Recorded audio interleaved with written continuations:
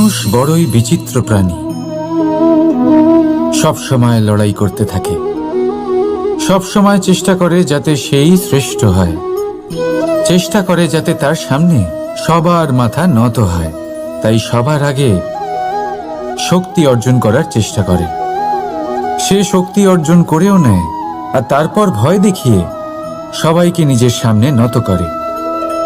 কিন্তু একটা গুরুত্বপূর্ণ কথা ভুলে যায়, বুঝতেই পারে না। দেখুন, আমি আপনাকে একটা উদাহরণ দিই। আপনি নিশ্চয়ই বৃক্ষ এবং তার ডালপালা দেখেছেন, যা ফলের ভারে নিচু হয়ে যায়। ফল পড়ে গেলে আবার সে উঠে যায়, তারপর আরও একটা ফল হয়, সেটাও পড়ে গেলে আবার উঠে যায়। সর্বদা নত থাকে না। কখনো হাঁটতে গিয়ে আপনি নিশ্চয়ই দেখে থাকবেন যে আপনার পা কোনো ফুলের ওপরে পড়লে তা নত হয়ে যায়, কিন্তু যেই আপনি পা সরাবেন সেই ফুল আবার উঠে দাঁড়ায়।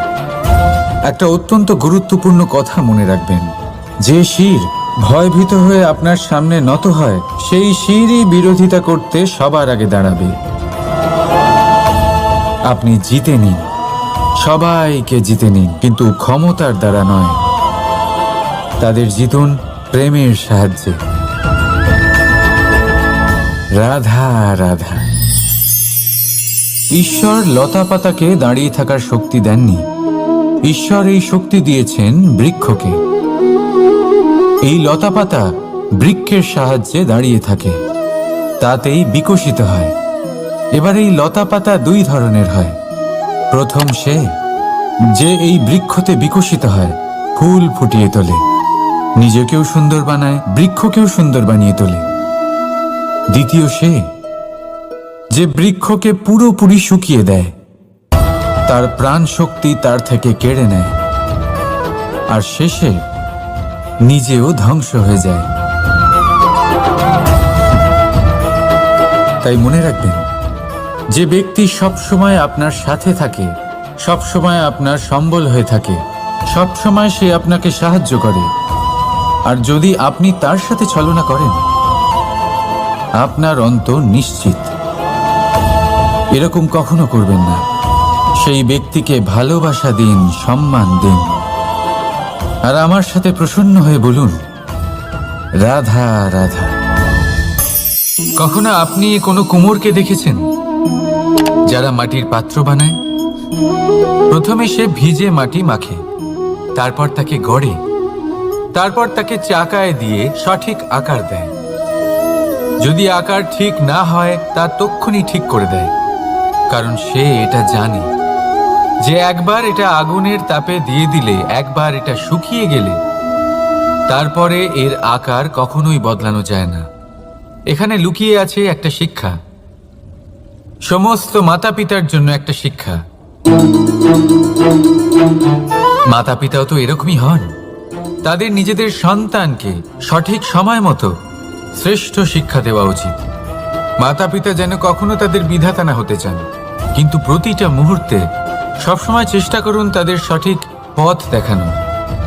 কখনো কোমলতা দিয়ে, কখনো ভালোবাসা দিয়ে, আর কখনো কঠোর হয়ে। তার জীবনকে, তার ব্যক্তিত্বকে আকার দেওয়ার চেষ্টা করুন। কারণ যেমন মাটি একবার শুকিয়ে গেলে তারপর সেই পাত্রের আকার বদলানো যায় না, ঠিক সেইভাবেই আয়ুর বৃদ্ধির সাথে সন্তানের শিক্ষা কখনোই বদলানো যায় না। তা মনে রাখবেন।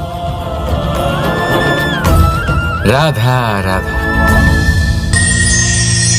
আপনি কি কখনো কোনো প্রজাপতি দেখেছেন? ভালো নিশ্চয়ই লাগে।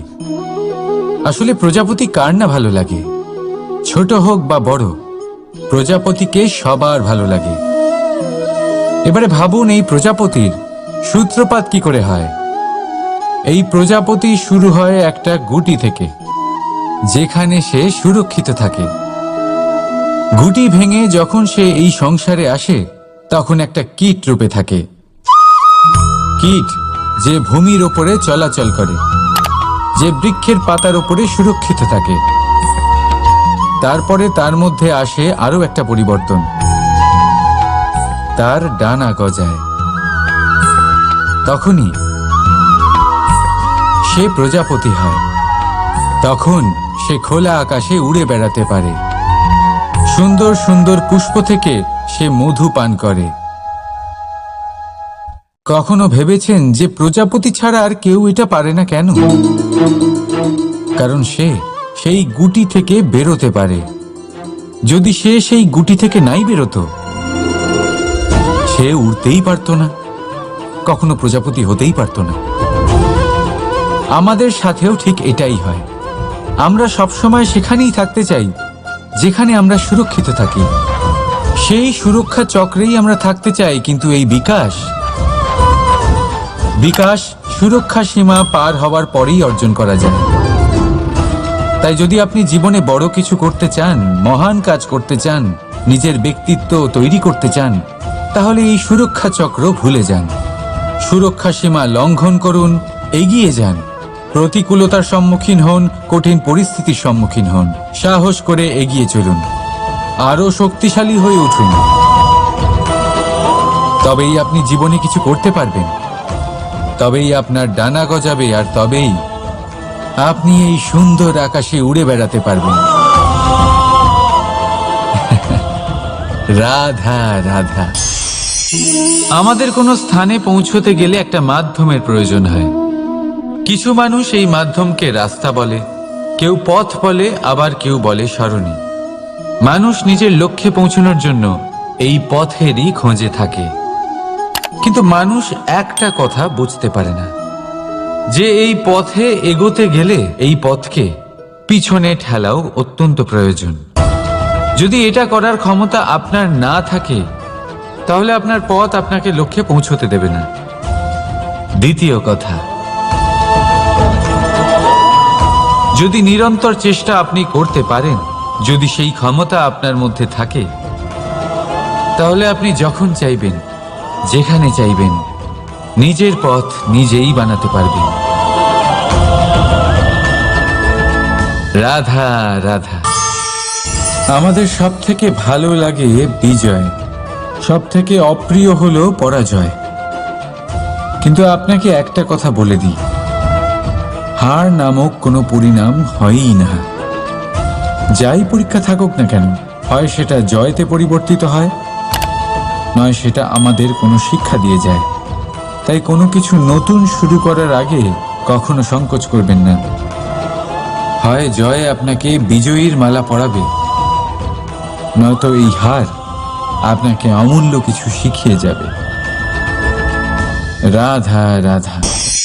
এই ছোট কাঠের ডাল দেখতে পাচ্ছেন আপনি? একটা বৃক্ষ থেকে এরম হাজার হাজার ডাল পাবেন, যা দিয়ে আপনি আগুন জ্বালাতে পারবেন, যা নিজে জ্বলে আমাদের ভোজন বানাতে সাহায্য করে থাকে, যা নিজে জ্বলে অন্ধকারে আমাদের আলোকিত করে। যদি এটাই অন্যভাবে দেখা যায়, তাহলে এমনই এক ছোট্ট ডালের টুকরো একটা ছোট্ট ফুলকিতেই নিজের সাথে হাজার হাজার বৃক্ষ জ্বালিয়ে দিতে পারে।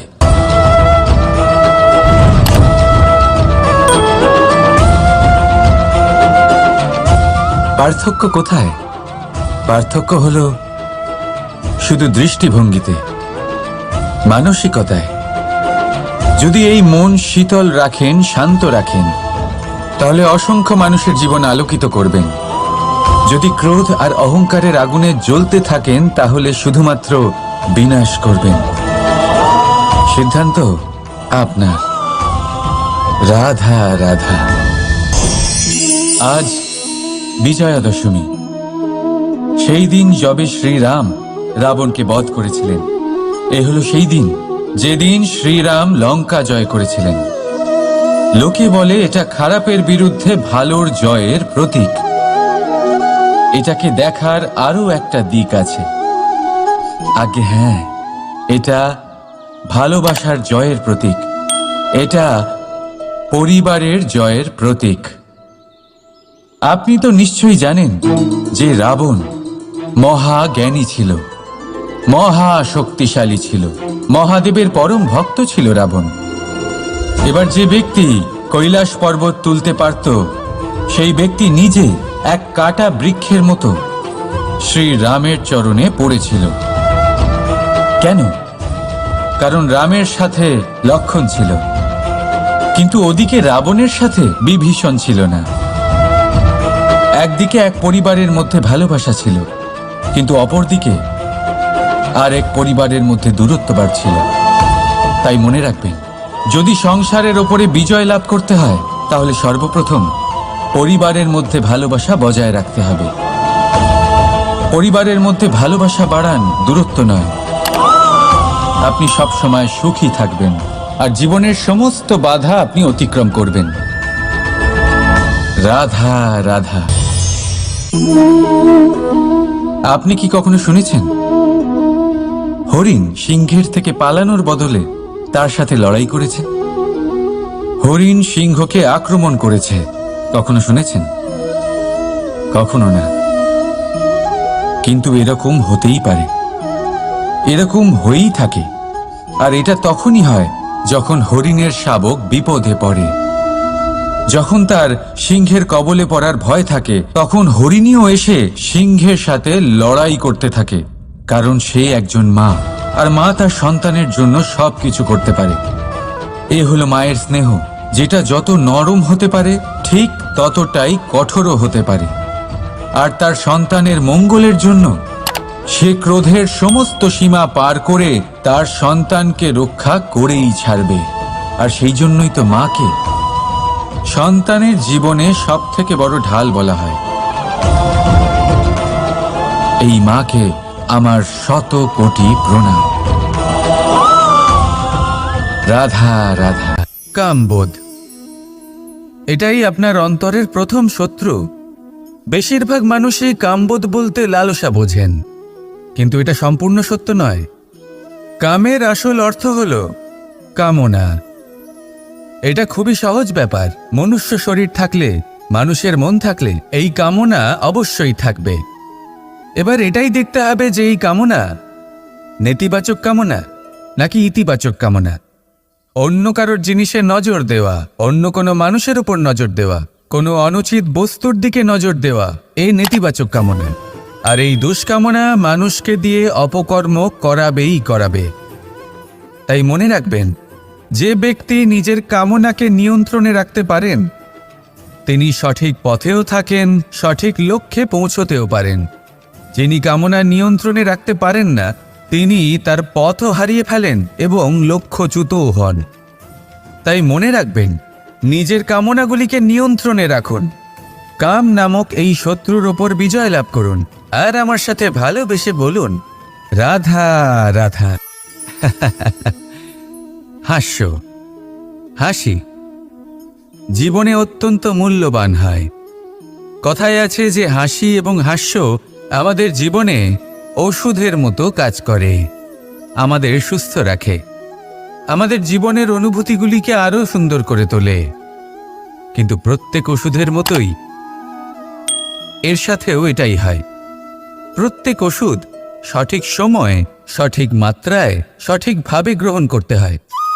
যদি এরকম না হয় তাহলে এই ঔষধও শরীরের ক্ষতি করে দিতে পারে। এবার আপনি ভাবতে পারেন, হাসি থেকে কিভাবে ক্ষতি হতে পারে?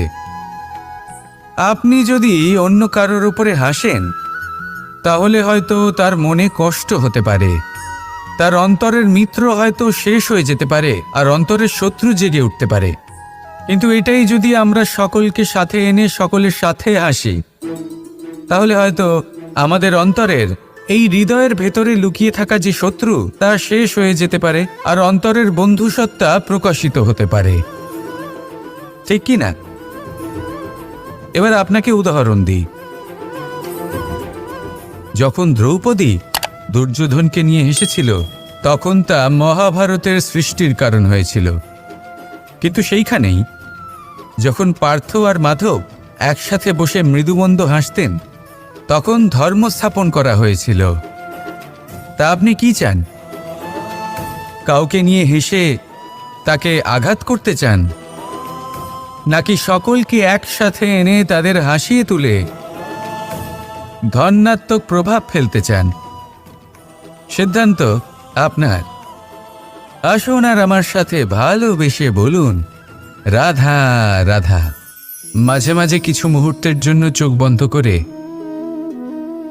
ধ্যানের বেদিতে বসে ধ্যান করতে চেষ্টা করুন আর বোঝার চেষ্টা করুন যে আমরা সর্বপ্রথম কি দেখতে পাচ্ছি, কি অনুভব করছি। আপনি দেখতে পাবেন সবার আগে আপনার চোখের সামনে আপনার দুষ্কর্মগুলিকে, আপনার লুকিয়ে থাকা ক্রোধ, অন্তরের যন্ত্রণা, ভয়, নিরাশা, এই সব কিছুই সবার আগে দেখতে পাবেন আপনি। আর এই সব কিছুই আমাদের দুঃখের কারণ হয়ে ওঠে। এই সব কিছু সারমর্ম কি? সারমর্ম শুধু একটাই, সেটা হলো এই যে আমাদের এই মন তা কিন্তু দুষ্কর্ম পছন্দই করে না। আমাদের এই মন একটা সুখময় জীবন যাপন করতে চায়, সৎকর্ম করতে চায়। তাই এটাই করুন, শুভ চিন্তা করুন, শুভ কর্ম করুন, ইতিবাচক মনোভাব নিয়ে জীবনে অগ্রসর হন। তারপর চোখ বন্ধ করে অন্তরে দেখতে থাকুন। দুঃখের আভাসই পাবেন না। এই মন প্রসন্নতা এবং প্রেমের দ্বারা পূর্ণ হবে এবং বারবার বলে উঠবে, রাধা রাধা। ছোটবেলা থেকেই আমি গরু চড়িয়ে অভ্যস্ত, সেই জন্য সকলে আমাকে গোপাল নামে ডাকত। কিন্তু গোপাল হয়ে আমি একটা অমূল্য শিক্ষা লাভ করেছি। আমি দেখেছি যে গৌশালাতে অনেক বাছুরের মধ্যে একটি গাই তার নিজের বাছুরকে অবশ্যই চিনে ফেলে। যেখানে সমস্ত বাছুর একই রকম দেখতে এবং প্রত্যেকের স্বরও সমান, তারপরেও সকল বাছুরের মধ্যে নিজের বাছুরকে ঠিক চিনতে পেরে যায় এবং তার সাথেই থাকে। ঠিক এইরকমই কিছুটা হয় আমাদের কর্ম এবং তার কর্মফল। আপনি সবার মাঝে থেকেও কোনো কর্ম যদি করেন, সেই কর্মফল সবার মধ্যে আপনাকে চিনে ফেলবে এবং আপনার সাথেই থাকবে। তাই যখনই কর্ম করবেন ভেবে চিন্তে করবেন। কোনো কর্ম করার আগে একবার ভেবে দেখুন, তাহলে জীবনে বারংবার অনুতপ্ত হতে হবে না।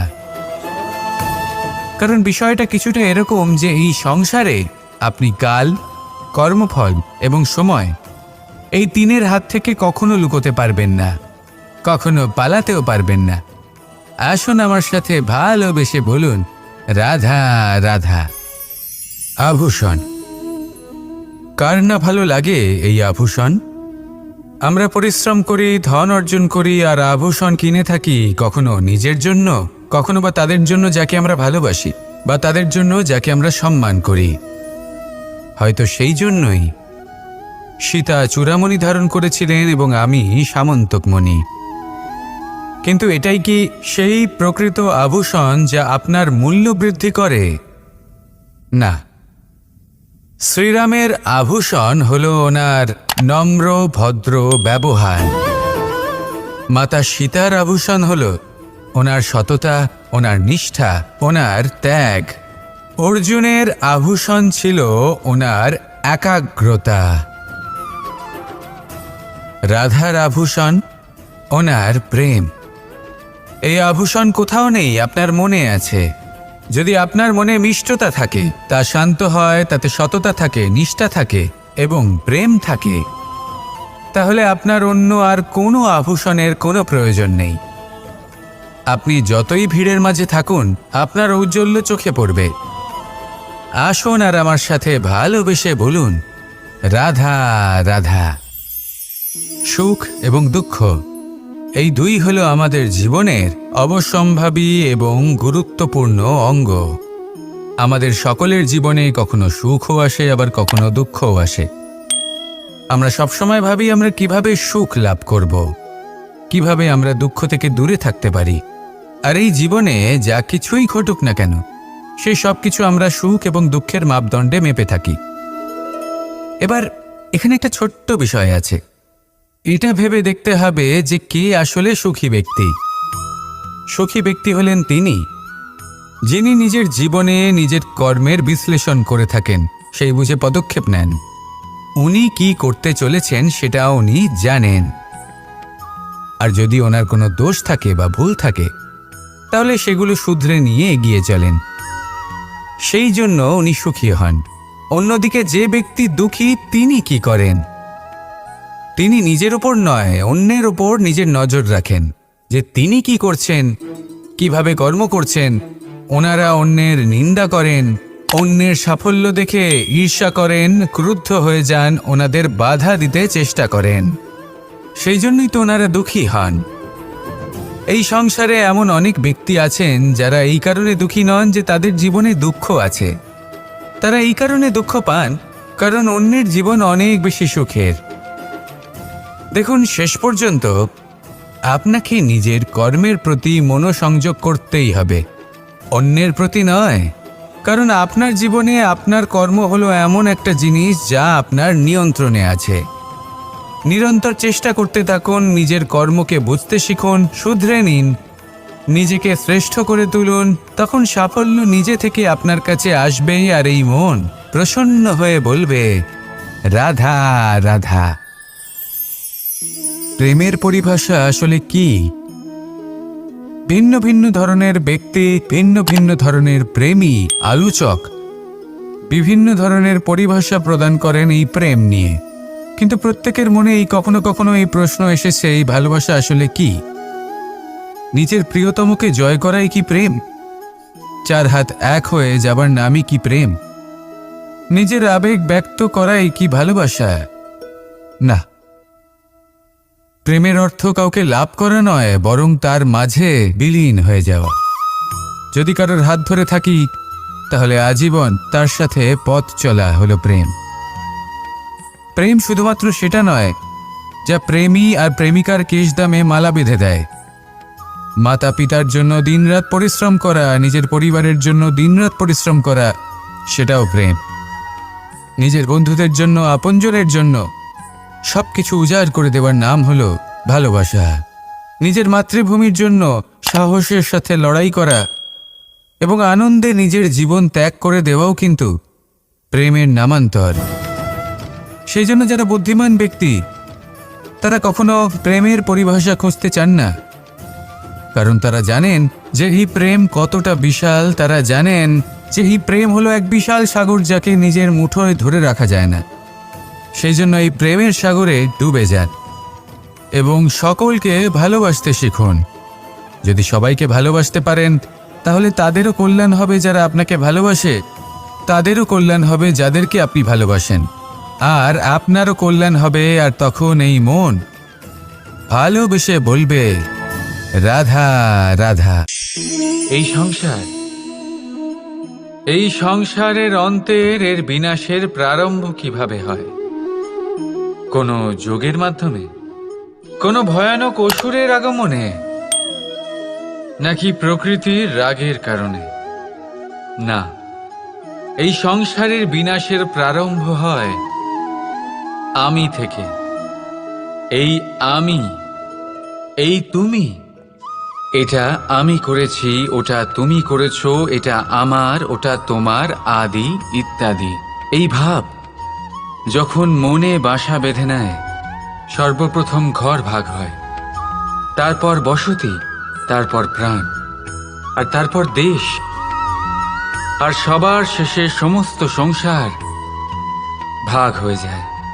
আর এই ভাগ হয়ে যাওয়া শেষে মনোমালিন্যে পরিণত হয়। এখন এমত অবস্থায় কি করা যেতে পারে? কিভাবে বাঁচা যায় এই পরিস্থিতির থেকে? কিভাবে দূরে থাকা যায় এই বিনাশের থেকে? উত্তর সেই একটাই, করুণা। একে অপরের দরকারগুলি বুঝুন, একে অপরের সমস্যাগুলি বুঝুন, একে অপরের দুঃখের সাথী হয়ে দাঁড়ান, একে অপরের সুখের ভাগীদার হন। আর শেষে যখন এই আমি আমরাতে পরিণত হবে, তখন এই বিনাশ নিজে থেকেই দূরে চলে যাবে। তাহলে আমরাতে বিশ্বাস করতে শিখুন, আর আমার সাথে ভালোবেসে বলুন, রাধা রাধা। আপনি এমন অনেক মানুষকে দেখে থাকবেন যারা এই সংসার ত্যাগ করেছেন, নিজেদের ঘর বাড়ি সমস্ত সম্পর্ক ছেড়েছেন, বেরিয়ে পড়েছেন শুধুমাত্র ঈশ্বরের খোঁজে। মন দিয়ে সেবা করেছেন, কিন্তু তাও ওনারা কখনো ঈশ্বরের দর্শন পাননি। উল্টে মনে অসন্তুষ্টি আরো বেড়ে গেছে। কেন হয় এমনটা? একটা গুরুত্বপূর্ণ কথা মনে রাখবেন, সেই ঈশ্বরই আনন্দ। ধ্যানের অর্থ হলো মনে আনন্দের জাগরণ করা, আর সেবার অর্থ হলো সেই আনন্দকে সবার মধ্যে ভাগ করা। তাহলে যদি আনন্দকে জাগ্রত করো আর সবার মাঝে ভাগ করে দাও, তাহলেই ঈশ্বররূপী আনন্দ তুমি অবশ্যই পাবে। রাধা রাধা। যদি আমাদের জীবনে কোনো শিল্পই না থাকে, তাহলে আমাদের জীবনটাই নীরস হয়ে যাবে। এখন যদি সবাইকে আমি জিজ্ঞেস করি সব থেকে বড় শিল্প কি, তো কেউ বলবে চিত্রশিল্প, কারণ তা ওনার মনকে আনন্দ দেয়। কেউ বলবে যুদ্ধ শিল্প, কারণ তাতে বিজয় প্রাপ্ত হয়। কেউ বলবে ভবন নির্মাণ শিল্প, কারণ তাতে ছাদ পাওয়া যায়। কেউ বলবে সঙ্গীত শিল্প, কেউ বলবে নৃত্য শিল্প, কেউ বলবে অভিনয় শিল্প, আদি ইত্যাদি। কিন্তু এই কথা নিয়ে বিবাদ করা অনুচিত, হতেই পারে না। কারণ প্রত্যেক ব্যক্তির নিজস্ব চিন্তাধারা এবং নিজস্ব দৃষ্টিভঙ্গি থাকে। শুধু একটা কথা আছে, একটা বিশেষ বিষয় যা সব শিল্পতেই পাওয়া যায়, মনকে প্রভাবিত করার গুণ। তো সব থেকে বড় শিল্প সেটা যা মনকে প্রভাবিত করে, আর সব থেকে বড় শিল্পী সে যে অন্যের মনে প্রবেশ করে। যার কাছে এই গুণ আছে সে সব থেকে বড় শিল্পী হবেন। যদি এই সংসার রঙ্গমঞ্চ হয়, তাহলে আমরা এই রঙ্গমঞ্চের শিল্পী। আর এখানেও সব থেকে বড় শিল্পী সেই হবে যে অন্যের মনে প্রবেশ করে সেখানে ঘর বাঁধতে পারে। আর এই মন অবধি পৌঁছনোর সিঁড়ি হল 2.5 অক্ষরের শব্দ, প্রেম। তাহলে প্রেম করতে থাকুন, প্রভাব বিস্তার করুন। রাধা রাধা। সূর্য আর চন্দ্র দুজনেই আকাশের অমিত চিহ্ন, দুজনেই প্রকাশ বিস্তার করে, কিন্তু সবসময় দুজনের তুলনা করা হয়। কে অধিক শীতল আর কে অধিক তীব্র, কে অধিক তেজবান আর কে অধিক শান্তিপ্রিয়। এবার এই তুলনা করা কি উচিত কাজ? কখনোই না। কারণ এই দুজনেই যতই প্রকাশপুঞ্জ হোক, কিন্তু এই দুজনেই ভিন্ন। দুজনেরই নিজের নিজের মাহাত্ম্য আছে, আর দুজনেরই নিজস্ব সময় আছে আলোকিত হওয়ার। তাই এদের তুলনা করা অনুচিত। ঠিক সেইভাবেই আমাদের জীবনেও তুলনা করা অনুচিত হবে। নিজের তুলনা অন্য কারোর সাথে কখনো করবেন না। আর যদি অন্য কেউ আপনার তুলনা অন্য কারোর সাথে করে, তাতে মন দেবেন না। কারণ এই তুলনা থেকে নিজেকে হীন ভেবে নেওয়া আপনার জন্য ক্ষতিকর। এটা আপনার জন্য লাভজনক নয়। শুধু চেষ্টা করতে থাকুন, নিজেকে বিস্তার করতে থাকুন, আর অপেক্ষা করুন সঠিক সময়ে। কারণ সঠিক সময় আসলে আপনি নিজের গুণ, নিজের দক্ষতা অবশ্যই দেখাতে পারবেন। রাধা রাধা। জীবনে সবাই মহান হতে চায়, সবাই বড় হতে চায়, কিন্তু বড় হয় কিভাবে?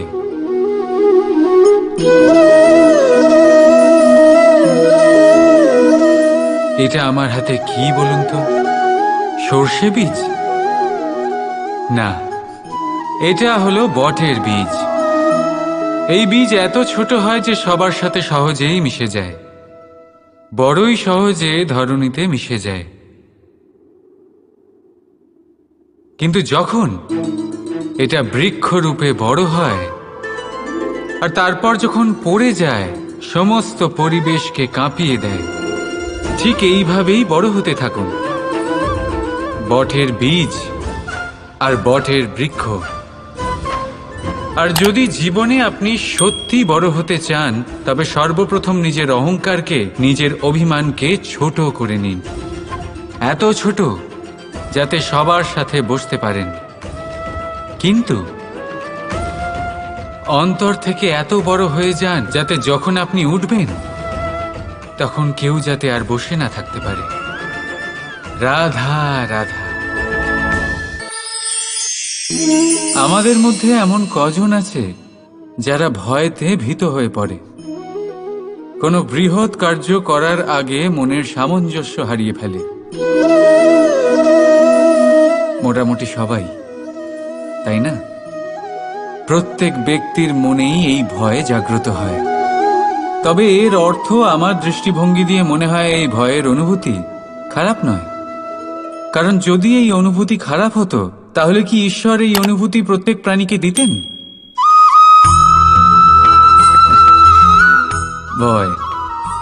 ভয়ের এই অনুভূতি আমাদের জন্য ভালো, অত্যন্ত আবশ্যক। মনে রাখবেন, যে কোনো কার্য করার আগে যদি মনে ভয় উৎপন্ন হয়, তাহলে এর অর্থ এই যে ওই কার্য করার সময় অনেক সংকটের সম্মুখীন আমাদের হতে হবে। আর সেই সংকটের সম্মুখীন হওয়ার জন্য আমাদের অত্যন্ত সাহসী হতে হবে। শুধুমাত্র এই কথা মনে রাখবেন, মনে সাহস জুগিয়ে এগিয়ে চলুন এই ভয়ের যাত্রাতে। কারণ এই ভয়ই আপনাকে আপনার লক্ষ্যে পৌঁছতে প্রেরণা যোগাবে, আপনাকে শক্তি প্রদান করবে। তাই এই ভয়ের দ্বারা ভয়ভীত হবেন না, এই ভয়কে জয় করুন। আর আমার সাথে ভালোবেসে বলুন, রাধা রাধা। মানুষ বড়ই বিচিত্র প্রাণী, সব সময় লড়াই করতে থাকে, সব সময় চেষ্টা করে যাতে সেই শ্রেষ্ঠ হয়, চেষ্টা করে যাতে তার সামনে সবার মাথা নত হয়। তাই সবার আগে শক্তি অর্জন করার চেষ্টা করে। সে শক্তি অর্জন করেও নেয়, আর তারপর ভয় দেখিয়ে সবাইকে নিজের সামনে নত করে। কিন্তু একটা গুরুত্বপূর্ণ কথা ভুলে যায়, বুঝতেই পারে না। দেখুন, আমি আপনাকে একটা উদাহরণ দিই। আপনি নিশ্চয়ই বৃক্ষ এবং তার ডালপালা দেখেছেন, যা ফলের ভারে নিচু হয়ে যায়। ফল পড়ে গেলে আবার সে উঠে যায়, তারপর আরও একটা ফল হয়, সেটাও পড়ে গেলে আবার উঠে যায়, সর্বদা নত থাকে না। কখনো হাঁটতে গিয়ে আপনি নিশ্চয়ই দেখে থাকবেন যে আপনার পা কোনো ফুলের ওপরে পড়লে তা নত হয়ে যায়, কিন্তু যেই আপনি পা সরাবেন, সেই ফুল আবার উঠে দাঁড়ায়। একটা অত্যন্ত গুরুত্বপূর্ণ কথা মনে রাখবেন, যে শির ভয়ভীত হয়ে আপনার সামনে নত হয়, সেই শিরই বিরোধিতা করতে সবার আগে দাঁড়াবে। আপনি জিতে নিন, সবাইকে জিতে নিন, কিন্তু ক্ষমতার দ্বারা নয়। তাদের জিতুন প্রেমের সাহায্যে। রাধা রাধা। ঈশ্বর লতা পাতাকে দাঁড়িয়ে থাকার শক্তি দেননি, ঈশ্বর এই শক্তি দিয়েছেন বৃক্ষকে। এই লতা পাতা বৃক্ষের সাহায্যে দাঁড়িয়ে থাকে, তাতেই বিকশিত হয়। এবার এই লতা পাতা দুই ধরনের হয়। প্রথম সে যে এই বৃক্ষতে বিকশিত হয়, ফুল ফুটিয়ে তোলে, নিজেকেও সুন্দর বানায়, বৃক্ষকেও সুন্দর বানিয়ে তোলে। দ্বিতীয় সে যে বৃক্ষকে পুরোপুরি শুকিয়ে দেয়, তার প্রাণ শক্তি তার থেকে কেড়ে নেয়, আর শেষে নিজেও ধ্বংস হয়ে যায়। তাই মনে রাখবেন, যে ব্যক্তি সবসময় আপনার সাথে থাকে, সবসময় আপনার সম্বল হয়ে থাকে, সবসময় সে আপনাকে সাহায্য করে, আর যদি আপনি তার সাথে ছলনা করেন, আপনার অন্ত নিশ্চিত। এরকম কখনো করবেন না। সেই ব্যক্তিকে ভালোবাসা দিন, সম্মান দিন, আর আমার সাথে প্রসন্ন হয়ে বলুন, রাধা রাধা। কখনো আপনি কোনো কুমোরকে দেখেছেন যারা মাটির পাত্র বানায়? প্রথমে সে ভিজে মাটি মাখে, তারপর তাকে গড়ে, তারপর তাকে চাকায় দিয়ে সঠিক আকার দেয়। যদি আকার ঠিক না হয়, তা তক্ষুনি ঠিক করে দেয়, কারণ সে এটা জানে যে একবার এটা আগুনের তাপে দিয়ে দিলে, একবার এটা শুকিয়ে গেলে, তারপরে এর আকার কখনোই বদলানো যায় না। এখানে লুকিয়ে আছে একটা শিক্ষা, সমস্ত মাতা পিতার জন্য একটা শিক্ষা। মাতা পিতাও তো এরকমই হন। তাদের নিজেদের সন্তানকে সঠিক সময় মতো শ্রেষ্ঠ শিক্ষা দেওয়া উচিত। মাতা পিতা যেন কখনো তাদের বিধাতা না হতে চান, কিন্তু প্রতিটা মুহূর্তে সবসময় চেষ্টা করুন তাদের সঠিক পথ দেখানোর। কখনো কোমলতা দিয়ে, কখনো ভালোবাসা দিয়ে, আর কখনো কঠোর হয়ে তার জীবনকে, তার ব্যক্তিত্বকে আকার দেওয়ার চেষ্টা করুন। কারণ যেমন মাটি একবার শুকিয়ে গেলে তারপর সেই পাত্রের আকার বদলানো যায় না, ঠিক সেইভাবেই আয়ুর বৃদ্ধির সাথে সন্তানের শিক্ষা কখনোই বদলানো যায় না। তা মনে রাখবেন। রাধা রাধা। আপনি কি কখনো কোনো প্রজাপতি দেখেছেন? ভালো নিশ্চয়ই লাগে। আসলে প্রজাপতি কার না ভালো লাগে?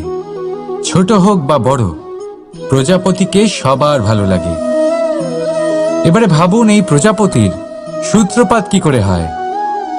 এই প্রজাপতি শুরু হয় একটা গুটি থেকে, যেখানে সে সুরক্ষিত থাকে। গুটি ভেঙে যখন সে এই সংসারে আসে, তখন একটা কীট রূপে থাকে। কীট যে ভূমির ওপরে চলাচল করে, যে বৃক্ষের পাতার ওপরে সুরক্ষিত থাকে। তারপরে তার মধ্যে আসে আরো একটা পরিবর্তন, তার ডানা গজায়। তখনই সে প্রজাপতি হয়। তখন সে খোলা আকাশে উড়ে বেড়াতে পারে। সুন্দর সুন্দর পুষ্প থেকে সে মধু পান করে। কখনো ভেবেছেন যে প্রজাপতি ছাড়া আর কেউ এটা পারে না কেন? কারণ সে সেই গুটি থেকে বেরোতে পারে। যদি সে সেই গুটি থেকে নাই বেরোতো, সে উড়তেই পারতো না, কখনো প্রজাপতি হতেই পারতো না। আমাদের সাথেও ঠিক এটাই হয়। আমরা সবসময় সেখানেই থাকতে চাই যেখানে আমরা সুরক্ষিত থাকি। সেই সুরক্ষা চক্রেই আমরা থাকতে চাই, কিন্তু এই বিকাশ সুরক্ষা সীমা পার হওয়ার পরেই অর্জন করা যায়। তাই যদি আপনি জীবনে বড় কিছু করতে চান, মহান কাজ করতে চান, নিজের ব্যক্তিত্ব তৈরি করতে চান, তাহলে এই সুরক্ষা চক্র ভুলে যান। সুরক্ষা সীমা লঙ্ঘন করুন, এগিয়ে যান। প্রতিকূলতার সম্মুখীন হন, কঠিন পরিস্থিতির সম্মুখীন হন, সাহস করে এগিয়ে চলুন, আরো শক্তিশালী হয়ে উঠুন। তবেই আপনি জীবনে কিছু করতে পারবেন, তবেই আপনার ডানা গজাবে, আর তবেই আপনি এই সুন্দর আকাশে উড়ে বেড়াতে পারবেন। রাধা রাধা। আমাদের কোনো স্থানে পৌঁছতে গেলে একটা মাধ্যমের প্রয়োজন হয়। কিছু মানুষ এই মাধ্যমকে রাস্তা বলে, কেউ পথ বলে, আবার কেউ বলে সরণি। মানুষ নিজের লক্ষ্যে পৌঁছানোর জন্য এই পথেরই খোঁজে থাকে। কিন্তু মানুষ একটা কথা বুঝতে পারে না, যে এই পথে এগোতে গেলে এই পথকে পিছনে ঠেলাও অত্যন্ত প্রয়োজন। যদি এটা করার ক্ষমতা আপনার না থাকে, তাহলে আপনার পথ আপনাকে লক্ষ্যে পৌঁছতে দেবে না। দ্বিতীয় কথা, যদি নিরন্তর চেষ্টা আপনি করতে পারেন, যদি সেই ক্ষমতা আপনার মধ্যে থাকে, তাহলে আপনি যখন চাইবেন, যেখানে চাইবেন, নিজের পথ নিজেই বানাতে পারবেন। রাধা রাধা। আমাদের সব থেকে ভালো লাগে বিজয়, সব থেকে অপ্রিয় হলো পরাজয়। কিন্তু আপনাকে একটা কথা বলে দিই, হার নামক কোনো পরিণাম হয়ই না। যাই পরীক্ষা থাকুক না কেন, হয় সেটা জয়তে পরিবর্তিত হয়, নয় সেটা আমাদের কোনো শিক্ষা দিয়ে যায়। তাই কোনো কিছু নতুন শুরু করার আগে কখনো সংকোচ করবেন না। হয় জয় আপনাকে বিজয়ীর মালা পরাবে, নয়তো এই হার আপনাকে অমূল্য কিছু শিখিয়ে যাবে।